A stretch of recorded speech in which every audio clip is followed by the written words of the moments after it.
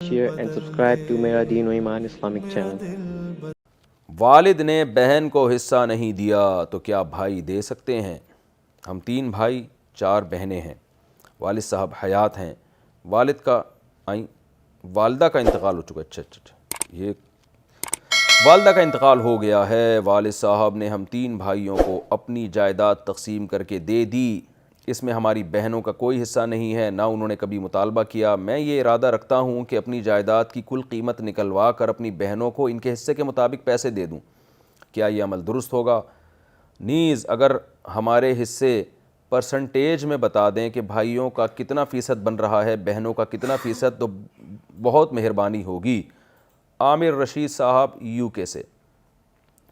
دیکھیں، والد صاحب نے اپنی زندگی میں جب بیٹوں کو دے کر ہینڈ اوور بھی اگر کر دیا ہے تو بیٹے اس کا مالک بن چکے ہیں، اب اس میں بہنوں کا حصہ ختم ہو گیا۔ اگرچہ والد کے لیے یہ عمل ٹھیک نہیں تھا، یہ بہت غلط کیا والد صاحب نے، شریعت اس عمل کی حوصلہ افزائی نہیں کرتی کہ بیٹیوں کو بالکل محروم کر دیا، لیکن بہرحال چونکہ ان کی ملکیت ہے، دے دیا اور ہینڈ اوور بھی کر دیا ہو تو بیٹے مالک بن چکے ہیں۔ اب بیٹے اگر اپنی خوشی سے اپنی بہنوں کو دینا چاہیں تو گفٹ ہے، بہت ثواب ملے گا، رشتہ داری جوڑنے کا ثواب۔ نبی صلی اللہ علیہ وسلم نے فرمایا کہ صدقہ جب رشتہ داروں کو کیا جاتا ہے تو ڈبل ثواب ملتا ہے، ایک رشتہ داری جوڑنے کا اور ایک صدقے کا۔ تو بہت اچھی بات ہے، آپ دے دیں، آپ کا یہ جذبہ ہے۔ آج کل تو ہم نے کھانے والے دیکھے ہیں کہ بہنوں کا حصہ بھی کھا رہے ہوتے ہیں اور آپ اپنے حصے میں سے بھی ان کو شیئر دے رہے ہیں، تو بڑی خوشی کی بات ہے۔ رہا یہ کہ آپ کے والد کی وراثت میں آپ لوگوں کا حصہ کتنا ہوگا، تو چونکہ آپ لوگ 3 بھائی 4 بہنیں، والدہ کا پہلے ہی انتقال ہو چکا ہے، اگر والد صاحب کے والدین زندہ نہیں ہیں تو اللہ نہ کرے اگر آپ کے والد کا اسی کنڈیشن میں انتقال ہو جاتا ہے تو 3 بھائی اور 4 بہنوں کا مطلب ہے 10 حصوں میں یہ ٹوٹل وراثت آپ کی ڈیوائیڈ ہوگی،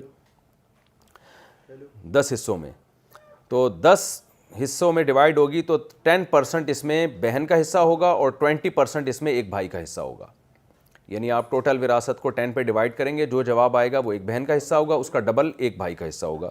اس طرح سے یہ پرسنٹیج آپ یعنی 20% بھائی کا اور 10% بہن کا حصہ ہوگا۔ اچھا بھائی، انتقال کے بعد 40 دن تک قرآن پڑھوانا۔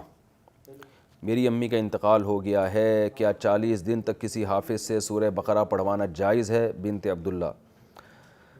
نہیں، یہ بدعت عمل ہے، ایصال ثواب کے لیے کسی کو رکھنا بندے کو پراپر طریقے سے، یہ نہ اسلاف سے کہیں ثابت ہے، نہ شریعت میں اس کا کوئی ثبوت ہے، بس نیکی کا ثواب میت تک پہنچتا ہے۔ جیسے کہ ایک صحابی نے کہا تھا کہ یا رسول اللہ، میں اپنی والدہ کے لیے صدقہ کرنا چاہتا ہوں، آپ نے فرمایا کرو، تو یہ صدقہ ہے تو تلاوت بھی ایک نیکی ہے، تو اپنے طور پر جو جتنا قرآن پڑھ سکتا ہے، صدقات و خیرات کر سکتا ہے، والد صاحب یا والدہ کی ثواب کے لیے کرنا چاہیے۔ پراپر کسی حافظ کو رکھ کے اس سے اتنے دن تک عمل کروانا یہ ٹھیک نہیں ہے، بدعت ہے یہ عمل۔